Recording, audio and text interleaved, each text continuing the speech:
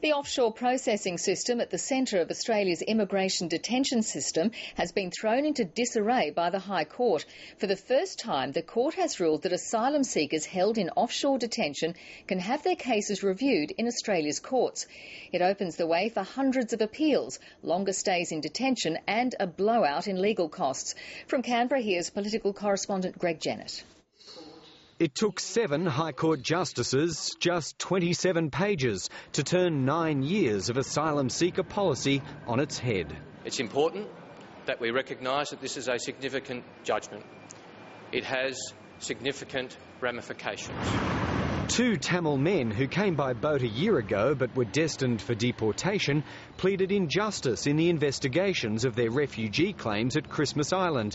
The High Court agreed they were not made according to law and were not procedurally fair, and has for the first time since 2001 given them rights to legal appeal in Australia's courts. We're now very happy that they have the judicial process to look forward to. To the victors, the decision shreds one of the key justifications used by successive governments for offshore detention and processing. We also call on the government to abandon the offshore processing regime, which the High Court has unanimously ruled is fundamentally flawed. The Greens aren't waiting. They'll move next week to ensure all arrivals by boat get full appeal rights wherever they land. Whether it's on Ashmore Reef or on the shores of Bondi or the Sydney International Airport, will all have access to the same rights of protection. The government's seeking legal advice. It could take weeks to respond. It's a judgment which has the potential to elongate the amount of time it takes to process refugee claims. The government, with already a detention crisis which is out of control,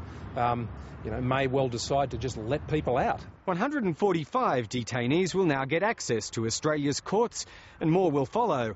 It's a conundrum for the government. Each case puts pressure on already crowded detention places and also carries unknown costs for legal aid and for government lawyers. Amid the muddle, the government says it has legal advice that the High Court's decision wouldn't undermine its proposed Timor solution. Greg Jennett, ABC News, Canberra.